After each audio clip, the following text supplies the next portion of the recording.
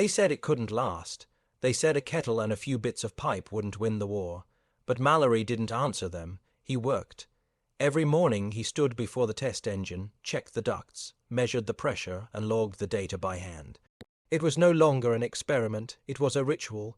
Peter noticed the change first. "You're quieter," he said one afternoon, handing over a sandwich that Mallory forgot to eat. "I have to be," Mallory replied, eyes fixed on the temperature gauge. "Every hour that passes without icing is another hour I can't afford to waste." Peter leaned against the bench. "You know what they're saying, right? That command's sending an inspector, someone from the ministry." Mallory looked up, his face unreadable. "Let them come." Peter hesitated. "Arthur, they're not coming to praise you, I know." And with that he turned back to his machine. The copper lines hummed faintly under his touch, like veins carrying a heartbeat. The inspector arrived 3 days later, Major Quentin Harris, a man polished to perfection, his boots reflecting more light than the hangar windows. He didn't shake hands, didn't smile. He merely opened his notebook and said, "Show me." Mallory obliged. He started the engine, adjusted the valve, and stood aside as the machine began its song. The major watched silently, jotting notes with mechanical precision. After 10 minutes, he asked, "And the ice?" "None," Mallory replied. "At any altitude equivalent?" Harris raised an eyebrow. "You're using exhaust heat to warm the carburetor throat." "Yes." "And you believe that's sustainable?"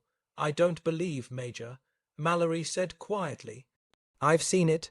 The major shut his notebook with a soft snap. "Belief and proof aren't the same thing, Mr. Mallory. The ministry will require a demonstration under combat conditions." Mallory's jaw tightened. "Meaning a live flight test, North Sea route. You'll oversee the modification yourself, and if it fails—" He paused, his voice dry as paper.